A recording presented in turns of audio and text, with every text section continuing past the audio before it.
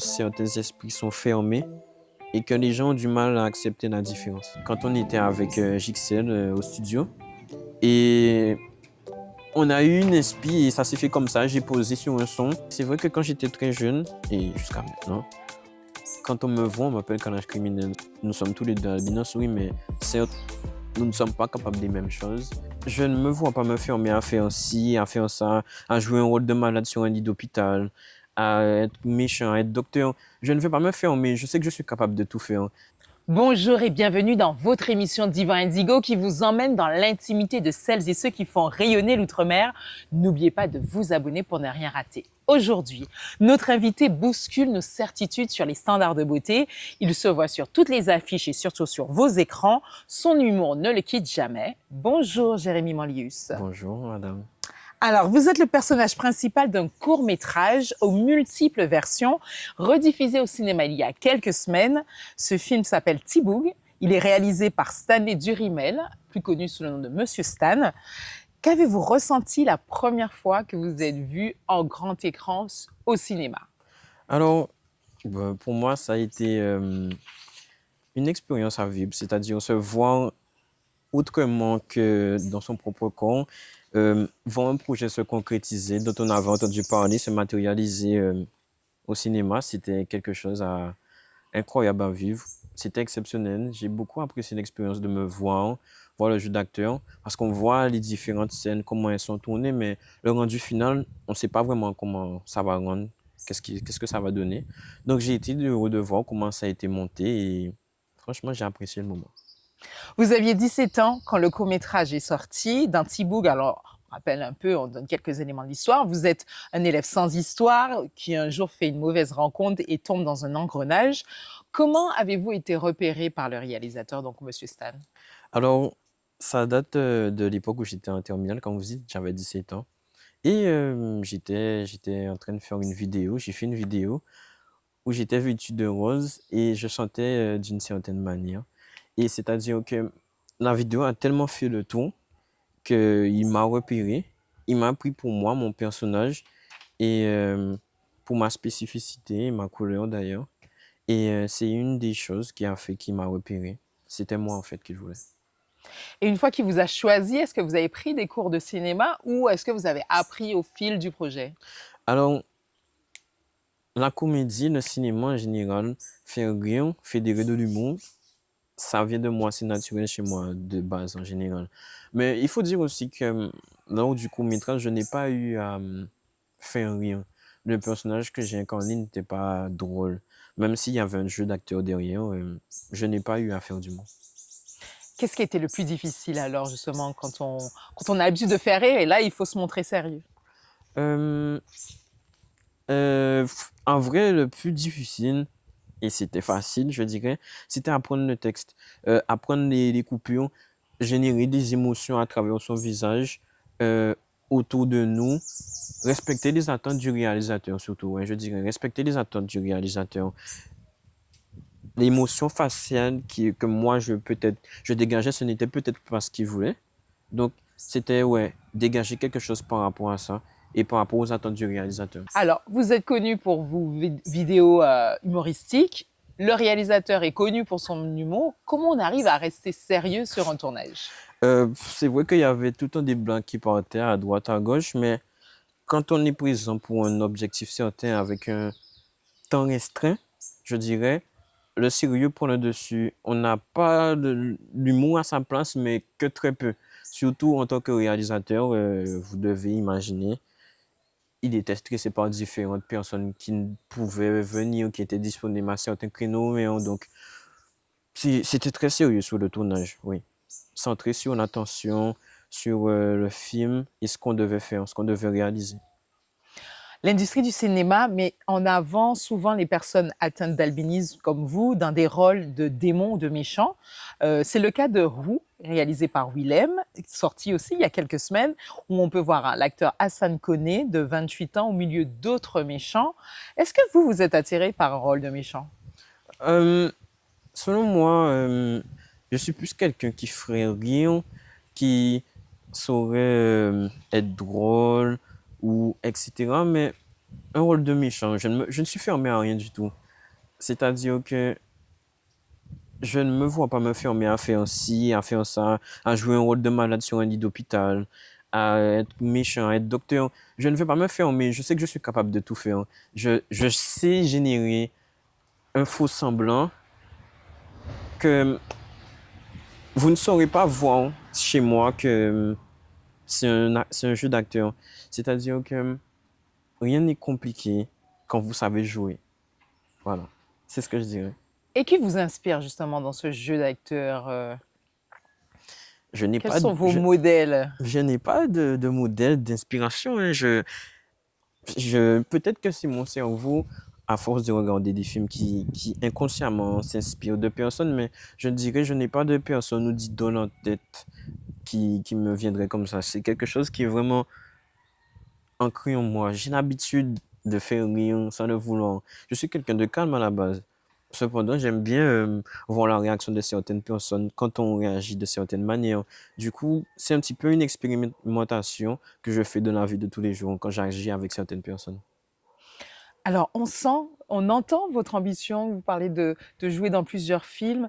Pour revenir aux coulisses de T-Boog, par rapport, on vient de le dire, par rapport à l'albinisme, est-ce qu'il a fallu des aménagements spécifiques? Parce qu'on sait, par exemple, l'exposition au soleil, c'est compliqué. Il faut faire Tout à attention fait. parce que justement, ça peut conduire à il y a une vulnérabilité à l'exposition du soleil qui peut conduire donc à cancer de la peau, à des déficiences visuelles. Dans votre cas, est-ce qu'il a fallu aménager, par exemple, les scènes en extérieur? Euh, alors, il n'y en a pas eu tellement eu de scènes en extérieur, je dirais.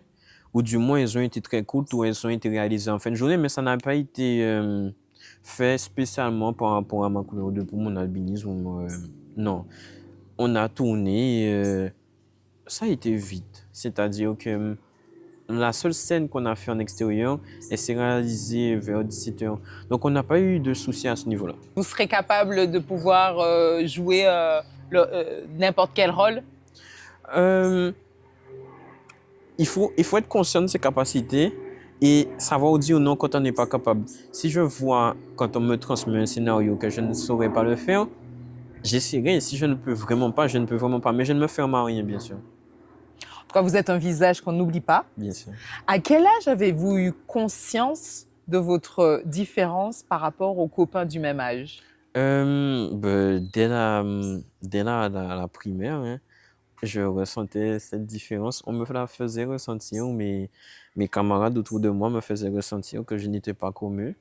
Et finalement, j'ai su m'adapter, hein. Il faut pas rester dans la négativité et se dire, bon, ben, je suis pas comme eux, je vais m'isoler. Non, j'ai pas réfléchi comme ça. Je me suis ancré dans mon entourage et j'ai fait avec. L'acteur justement Hassan Koné raconte qu'il a subi des moqueries quand il était enfant. C'était aussi votre cas? Oui, bien sûr, je pense que avec le temps, ça change. Les gens sont un petit peu plus habitués. Mais à mon époque, quand j'étais en primaire, oui, j'ai reçu des moqueries, mais quand vous montrez que vous êtes indifférent à ce que vous recevez, vous finissez par ne plus recevoir. Donc ça s'est passé comme ça et finalement, ben, les gens m'ont accepté quand ils ont vu que j'étais comme eux. Et dans ces moments-là, quand c'était un peu plus difficile, vous avez le soutien de maman, par exemple? Oui, bien sûr, ma mère m'a toujours fait comprendre que j'étais le plus beau. Comme toutes les mères, hein, je dirais. C'est l'instinct maternel. Elle essaie de vous couver, de vous faire comprendre certaines choses. Et ma mère m'a toujours dit que j'étais le plus beau, me rassurer. Et faudrait dire aussi que j'étais quelqu'un de turbulent. Est-ce que c'était parce que je voulais me faire remarquer pour montrer que j'étais comme les autres? Je ne sais pas, mais j'étais quelqu'un de turbulent. J'étais pas quelqu'un qui était dans mon coin, introverti. Donc, le souci de m'intégrer, je n'ai pas eu ça. Alors, vous êtes donc celui qui ne laisse jamais indifférent. Et au lycée, on vous connaissait pour votre personnage. Alors, quel était ce personnage? Ah, ça c'est Lucas. Je suis sûr que ça c'est Lucas. Lucas Euh, était un ami très proche. oui, c'est ça. On est comme les deux doigts de la main, moi et Lucas. On s'est connus au lycée.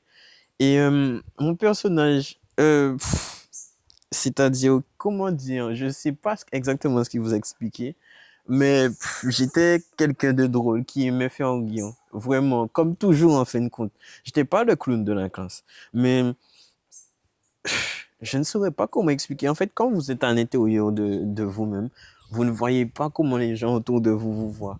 Mais Donc c'est-à-dire que vous avez une partie très introvertie, cela vous dit, à l'intérieur de vous-même. euh, je ne saurais pas. Mais en tout cas, je suis quelqu'un de très calme. Ça, il faut le savoir. Même si j'aime beaucoup bouger, m'amuser, je suis aussi quelqu'un de très calme. C'est pour ça que les gens de mon entourage, en général, quand je suis calme, ils ne comprennent pas. Ils se disent, mais il a quelque chose. Donc, en fait, je suis quelqu'un d'atypique. On ne peut pas me mettre dans une case, on ne peut pas me définir. Donc, c'est pour ça que quand vous me demandez quel était ce personnage au lycée, je ne peux pas vous répondre. Mais qu'est-ce que les autres vous disaient, les camarades de l'époque? Euh, faut savoir qu'à l'époque, ben, je me suis lancé sur TikTok. Et les gens me voyaient à travers ça, à travers ce personnage de... Ah, lui, il est sur les réseaux, tu vois, un petit peu extraverti. Et ouais, j'hésitais pas à aller parler pour certaines personnes. Et bon, par exemple, j'étais très... comment dirais-je? Euh, En créole, on dirait sans combine. C'est-à-dire, par exemple, une anecdote, un jour, on était en spécialité histoire et géosciences politiques et ben, j'avais soif, moi. Et puis, j'ai pris ma brique de jus que j'avais dans mon sac et je me suis servi un petit peu de jus. Et puis, la dame elle m'avait dit, pas bon, mais moi, j'ai bu. Et du coup, ben, ça m'a amené à me retrouver dehors. Mais ces choses-là, ça, ce sont des expériences à vivre, je dirais. Mais, comment dirais-je? Euh, à travers ça, ça ne me définissait pas non plus. Je me cherchais encore, je dirais. Donc Quand, le personnage, c'était celui qui était indéfinissable, en fait. voilà, tout à fait. Comme Encore vous l'avez dit, aujourd'hui. qu'on peut pas mettre dans une case. Non, exactement. Et Je vous peux, étiez tellement sans combine qu'à 17 ans, vous vous êtes présenté au concours Mister Lycée Bainbridge. c'est vrai, j'ai eu l'audace de me présenter à Vous cette vouliez élection. envoyer un message fort aux camarades aussi? Ouais, si moi je peux, vous pouvez aussi. C'était ça le message. Et ouais, sincèrement, j'ai fait ça parce que je voulais voir créer de nouveaux liens avec les différents candidats autour de moi. Euh, voir, vivre une aventure. Et franchement, ça a été exceptionnel. Un moment à vivre. Et ouais, me faire de la visibilité comme toujours. Ça a été fait pour ça. C'était aussi pour vous prouver à vous-même qu'il n'y a pas de limite, que vous n'avez pas de limite. Oui, c'est vrai. Me prouver à moi-même ce que je pouvais faire, ce que j'étais capable de réaliser. Et j'en ai été très fier et je le suis encore aujourd'hui. Parce que là, on parle de la forme, mais sur le fond, vous étiez aussi un très bon élève. Oui, comme je vous dis, je me suis fait mettre dehors par ma professeure, mais il y a aussi l'aspect où j'étais l'élève qui participait. Donc, quand je faisais une bêtise, il y avait toujours cette légitimité de dire, ah mais Jérémy, c'est un bon élève, je ne peux pas Ça faire vous certaines servait choses. Ça me sert, pour ne c'est-à-dire, pas être puni. c'est une double face, oui, tout à fait. Ah, vous reconnaissez vous-même que vous avez une double face. J'en ai plusieurs, j'en ai pas, c'est compliqué à dire. Mais est-ce que Mais vous vous êtes déjà fait le poids avec vous-même? oui, Vous savez je, exactement combien de faces vous avez? exactement combien non, mais je connais leurs différents aspects, je dirais. Ouais. Alors, vous étiez tellement bon élève que vous avez obtenu un 20 au bac, c'est ça? Un Euh, ou deux d'ailleurs. ouais, plusieurs, c'est-à-dire que au grand oral, j'ai eu 20. C'était un grand oral où on devait faire une question en rapport avec ces deux spécialités. Et j'étais à l'aise, comme je suis à l'aise avec vous, comme je vous parle. C'est comme si vous étiez le jury devant moi. J'avais préparé mes affaires en amont, j'avais tout appris par cœur. Et comme c'était un sujet qui me passionnait, la sociologie, ben, j'ai fait un sujet dessus où j'ai excellé. Et voilà. L'autre 20 que j'ai eu, c'était un V au bac de français, à l'oral, encore une fois. Et voilà, c'est ça. Un jeune homme ambitieux qui part dans l'Hexagone après le bac, mais qui décide au bout d'un an de revenir en Guadeloupe. C'est Qu'est-ce qui ça. s'est passé? Parce que vous êtes parti étudier la sociologie, Exactement. où vous excelliez. Où j'excellais. Euh, j'étais pas entier en quête d'apprentissage sur la société. La sociologie, c'est la science qui définit la société, comment les personnes agissent. Pourquoi surtout les personnes agissent de cette manière-là. L'enseignement à l'université qui m'a été dispensé est très, très instructif. Et j'ai beaucoup appris de ça. Le souci, c'était les débouchés. Je ne me voyais pas finir en prof d'SES ou être sociologue à constamment analyser euh, la société autour de moi, totalement, à constamment écrire dessus. Je ne me voyais pas faire ça. Donc, j'étais arrivé en septembre. En décembre, j'ai décroché. J'allais toujours en cours, hein. Mais en décembre, j'ai décroché. Je savais que j'allais pas faire l'année suivante. Je restais pour apprendre des choses, mais je savais, j'ai fait une remise en question où je savais que j'allais pas continuer l'année suivante. Et vous avez eu le temps de vous faire des copains, des camarades, échanger justement Oui, dans ma ville, quand je suis parti, j'ai, dans Vous étiez mon, à Tours. oui, exactement. J'étais dans ma ville à Tours et dans mon bâtiment, on était très, très communautaire, très familial, je dirais même, avec les Arabes de mon bâtiment. On faisait des jeux de société, des soirées crêpes, on regardait la CAN ensemble. C'était un cocon familial que j'ai beaucoup apprécié et ce sont des gens avec qui je suis encore en contact. Donc c'est vraiment, vous avez vraiment réussi à vous intégrer, mais votre avenir professionnel ne passait plus par la sociologie. Non, l'analyse de la société en général, je la fais tous les jours. Mais Analyser ça aurait dû pourquoi. vous aider justement. Justement, ça m'a apporté à travers cela. J'analyse toujours les gens encore aujourd'hui, mais en faire un métier, je ne me voyais pas faire ça. En effet, je ne me voyais pas constamment écrire, comme je vous ai dit. Non, je ne me voyais pas faire ça.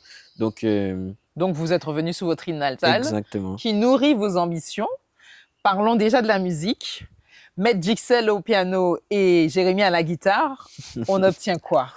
Donc c'est un son qui n'est pas encore sorti, un son qui est encore sur nos téléphones et qui devrait sortir très bientôt. Donc on obtient une composition en tout cas. Une composition, exactement. Alors on est plutôt bouillon, si j'ai bien compris. Oui, c'est vrai. Encore une fois, hein, c'est redondant, mais la musique, c'est quelque chose de bien particulier, quelque chose qui vous fait vibrer. Quand j'entends une instrumentale qui me donne des émotions, je pose dessus. Je ne me mets pas encore dans une case de bouillon, chata, dancehall. Je fais ce qui me plaît encore une fois. Euh, pour l'instant, le bouillon, c'est pour me faire repérer par ma population, conquérir mon île, faire de la dancehall, regarder ce qui fonctionne, se faire repérer, se faire connaître. Ça passe par ça. Conquérir son île, ensuite, j'irai en France, voir ce que je fais, faire de la musique, du rap. Je sais que ça fonctionnera. Il n'y a pas de raison que ça ne fonctionne pas. Alors justement, vous avez apporté avec vous un outil essentiel pour que ça fonctionne. Tout à fait. Donc expliquez-nous pourquoi vous avez choisi de venir avec votre micro. C'est même pas un micro, c'est le vôtre. Tout à fait. Le micro, parce que la musique, c'est une révélation pour moi depuis un an que je me suis lancé. Je sais que c'est quelque chose dont je peux faire mon métier, quelque chose que je vais aimer faire, que je ne vais pas m'ennuyer, me poser des questions sur pourquoi, me remettre en question sur est-ce que j'aime ce que je fais, parce que si je le fais, c'est que j'aime ce que je fais et que ça me fait vibrer particulièrement. Donc, oui, ce micro représente la musique, mon amour pour la musique et en faire, tout à fait. Est-ce que vous êtes autodidacte ou vous avez pris des cours? Non, tout à fait, non. Je, je n'ai pas pris de cours. Ça se fait comme ça, en fait, chez moi. Avoir pris des cours de quelque chose, les seules choses auxquelles j'ai pris des cours, c'était, on peut même pas appeler ça prendre des cours. J'ai fait du handball quand j'étais jeune, mais sinon, prendre des cours, non. Quand je veux faire quelque chose, je le fais. Et je ne me mets pas de barrière à le faire à mesure. Bon, je ne suis pas fait pour ça, je le fais simplement. C'est tout. Mais votre premier instrument, vous l'avez touché il y a un an ou quand même avant cela, vous intéressez quand même un peu à la musique? Euh, La musique a toujours eu une place importante chez moi. Faire la vaisselle, faire le ménage, un peu comme tout le monde, je dirais, en musique. Mais avant, elle n'avait pas plus de place que ça. Genre, j'étais toujours avec de la musique, bien sûr, mais elle n'avait pas plus de place que ça. C'est que très récemment que j'ai compris que ce que je pouvais vraiment en faire pourrait m'apporter quelque chose, une vie que je voudrais mener, une vie d'artiste. Et ouais, c'est cela, je dirais. Mais l'élément déclencheur qui a vraiment, qui m'a montré que je pouvais m'insérer dans ce milieu, c'est en août dernier, quand on était avec Jixel au studio. Et on a eu une inspi et ça s'est fait comme ça. J'ai posé sur un son et ça m'a montré la facilité de s'insérer dans ce milieu-là Quand, en fait, il suffit même pas d'avoir du talent, mais de la volonté de faire, simplement, je dirais. Et c'est cette volonté qui m'a amené aujourd'hui à vouloir m'insérer dans ce milieu et d'ailleurs qui m'amène à la fin du mois à sortir un son. Alors, on attend la sortie de ce morceau pour pouvoir apprécier avec d'autres votre production, vos compositions. Vous avez parlé que vous vous interdisez rien, quitte à repartir dans l'Hexagone pour pouvoir travailler avec d'autres artistes. Alors, est-ce que parmi ces artistes, vous pensez à quelqu'un comme Kalash Criminel? Euh, Je sais que vous détestez qu'on parle de lui. ouais, c'est vrai que je n'aime pas qu'on me compare ou qu'on me dise que je ressemble à quelqu'un. Je suis quelqu'un d'unique et je n'aime pas qu'on m'affilie à quelqu'un d'autre. Si on doit collaborer ensemble, on le fera. Mais c'est vrai que quand j'étais très jeune et jusqu'à maintenant, quand on me voit, on m'appelle Kalash Criminel. Sauf que je ne suis pas Parce que lui et il n'est Kalash pas moi. Criminel est un rappeur albinos qui, lui, contrairement à vous, lui, sort toujours cagoulé. Et aujourd'hui, il compte à peu près plus d'un million d'abonnés. Tout à fait. C'est quelqu'un qui a fait évoluer le rap, je dirais, qui est présent dans la culture française du rap. Mais c'est pas quelqu'un à qui je m'affilie ou avec qui j'ai une certaine animosité. Non, il n'y a aucun problème. C'est juste que moi, je suis moi et lui, il est lui, simplement. Vous tenez vraiment à garder votre singularité, qu'on vous reconnaisse pour ce que vous êtes, vous, Jérémy Manlius. Tout à fait.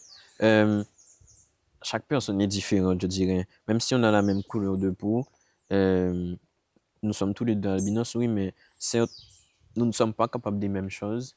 Et surtout, nous ne sommes pas pareils en fin de compte. Une couleur de peau ne définit pas une manière de réfléchir ou un talent particulier. C'est ça. Alors, on a parlé musique, Oui, mais je sais que vous avez déjà participé à un casting sauvage. Donc là, on bascule un peu dans le monde du mannequinat. c'est ça. On sait que aussi qu'il y a une dizaine d'années, d'autres mannequins hommes albinos ont pu défiler pour des grandes marques comme Givenchy, Alexander McQueen. Alors, il s'appelle Sean Ross ou encore Stephen Thompson. Est-ce que ça aussi, ça peut être un objectif pour vous? Le mannequinat m'a toujours intéressé, c'est-à-dire, encore une fois, fédérer une émotion à travers une photo, des sensations. Et oui, ce sont des métiers qui m'intéressent, que ce soit la musique, le mannequinat, afin de briller tout simplement. Oui, le mannequinat, ça m'intéresse. Si c'est une porte que je ne me ferme pas, je peux être chanteur tout en étant mannequin, poser pour des marques, faire des shootings photos, des publicités. Oui, Vous aimez briller. c'est vrai.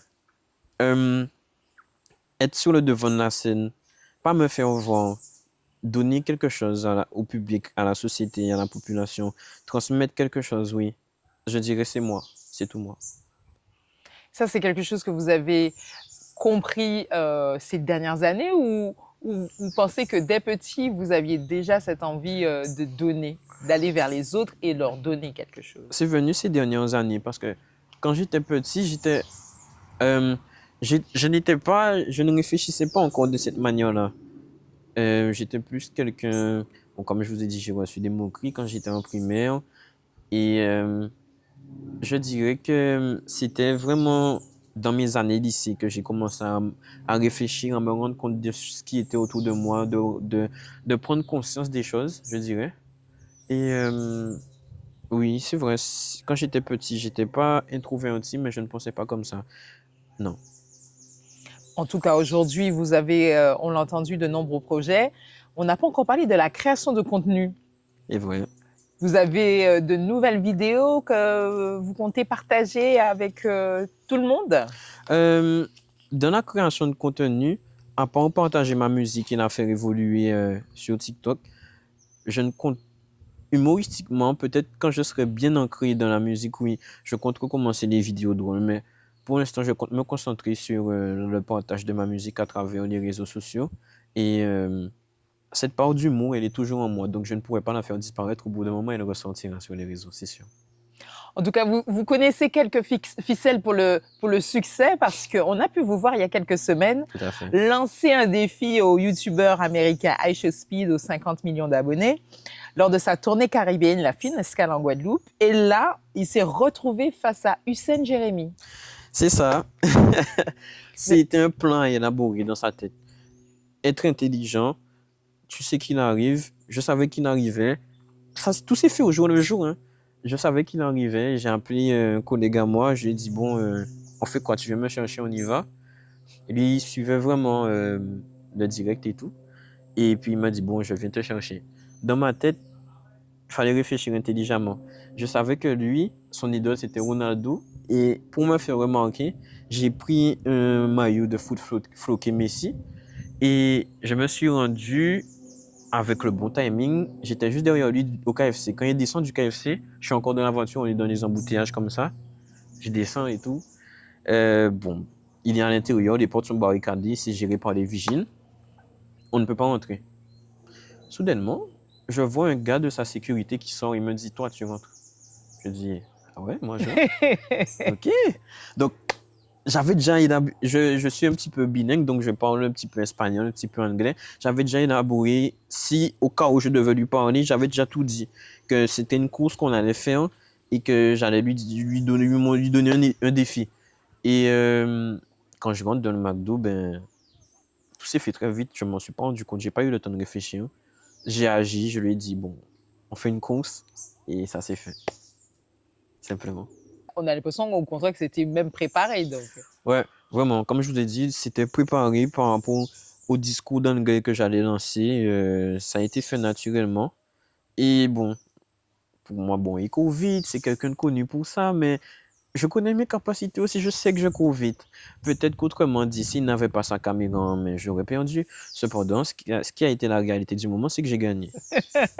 Vous avez gagné. Vous avez aussi gagné votre place aux côtés d'un autre youtubeur, Attaching Boy, qui est youtubeur, artiste, avec plus de 600 000 abonnés. Est-ce que là aussi, c'était votre idée?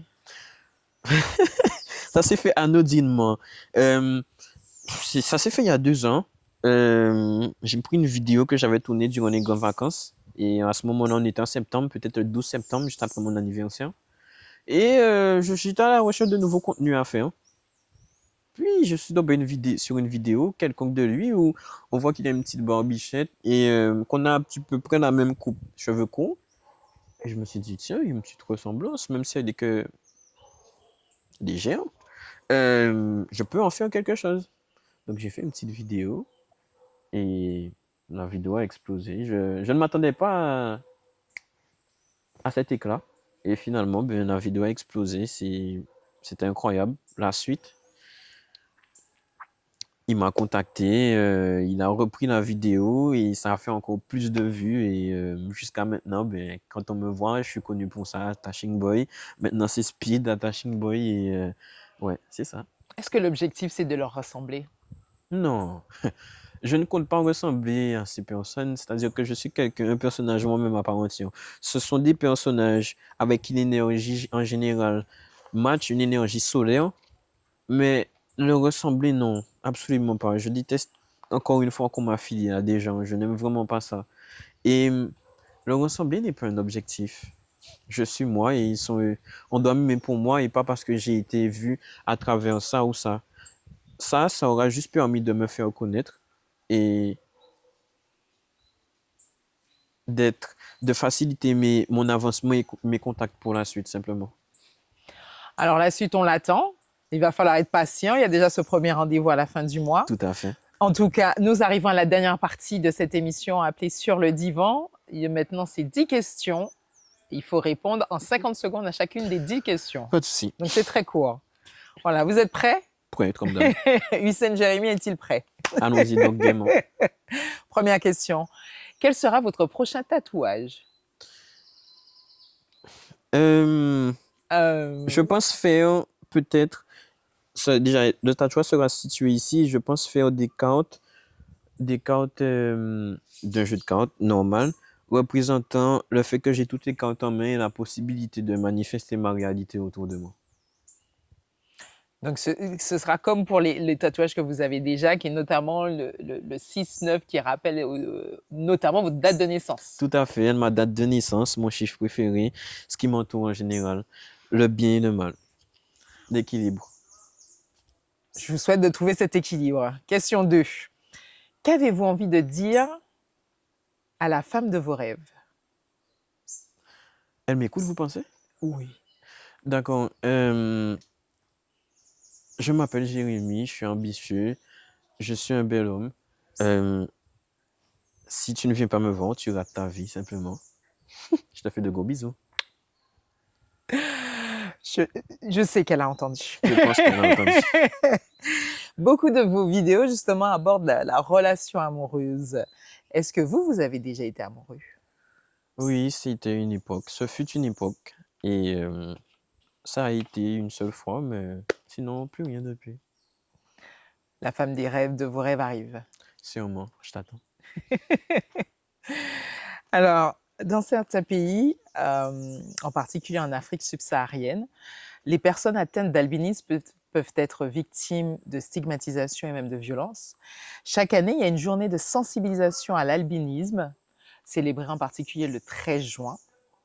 Le thème cette année, c'est la lutte contre les discriminations. Donc, je constate que je vous apprends. Est-ce que vous, dans votre expérience, vous avez le sentiment qu'en France, les albinos sont mieux traités qu'auparavant? Euh, Selon moi, ça évolue selon les années, mais je n'ai pas de contact avec d'autres albinos pour savoir le ressenti de comment ils ont vécu. Mais selon moi, c'est surtout en Guadeloupe que certains esprits sont fermés et que les gens ont du mal à accepter la différence. Vous pensez que ça peut changer, ça? Le Guadeloupe est très sur le jugement. Après, les gens évoluent, donc il faut jamais fermer une case, je dirais. Peut-être que ça évoluera dans le temps. Pour l'instant, c'est encore le cas. En tout cas, vous êtes sur le divan Indigo. Tout Donc, à c'est fait. déjà un signe que vous avez avancé dans votre vie et dans le temps. Tout à fait. L'apparence physique, en tout cas, est justement un sujet que vous travaillez. Alors, aujourd'hui, vous pouvez soulever combien de kilos? Je ne sais pas. Cependant, chaque jour, je m'entraîne à faire 80 pompes matin et soir parce que l'important, c'est de se plaire avant tout. Avant de vouloir plaire aux autres, c'est s'aimer, avoir de l'amour propre et aimer se regarder dans le miroir. Donc, oui, c'est ça. Je travaille mon corps et ma beauté, exactement. Mais vous n'avez pas dit combien de kilos vous pouvez soulever aujourd'hui? Sûrement 69. Très bien. On vous souhaite d'arriver jusqu'à 100. Merci, je vous en prie. Restons dans l'effort physique et parlons de foot alors que nous sommes au milieu donc, de cette Coupe du Monde 2026. Première question. Qui sont les 3 joueurs qui disputent leur 6e Coupe du Monde? Wow. Alors, je dirais Messi, Ronaldo, Memo Ochoa, le gardien du Mexique. Eh bien, Il c'est exactement ça. n'y en a pas 6, vous m'avez dit? Non, leur 6e Coupe du Monde. Ah, il y en 3 a... joueurs Ah, ok. qui disputent leur 6e Coupe du Monde. Et vous avez cité les 3. Et D'accord. dans le bon ordre en plus. Incroyable. Alors, autre question. Un club européen a 19 joueurs qui participent au mondial. Quel est ce club? C'est pas le Paris Saint-Germain. Donc, 19. Je ne sais pas, je dirais Paris. Non. Manchester City, Ah, d'accord. qui écrase d'ailleurs, avec ses 19 joueurs en Coupe du Monde, les records du Real Madrid, encore du Barça. D'accord. Mais vous étiez pas loin, vous étiez juste de le côté de la Manche. Vous Oui, étiez pas c'est loin. parce qu'on est parisien ici. On ne regarde pas trop ce que les autres font. Bon, ici, c'est Paris. Exactement. Autre question. C'est le premier mondial qui est organisé dans 3 pays. Quel stade, dans l'un de ces 3 pays, a déjà accueilli 2 finales de Coupe du Monde? Au moins déjà le pays, ça va vous aider. Brésil ou Argentine? Alors, le pays dans lequel se trouve le stade qui a accueilli les 2 finales de Coupe du Monde.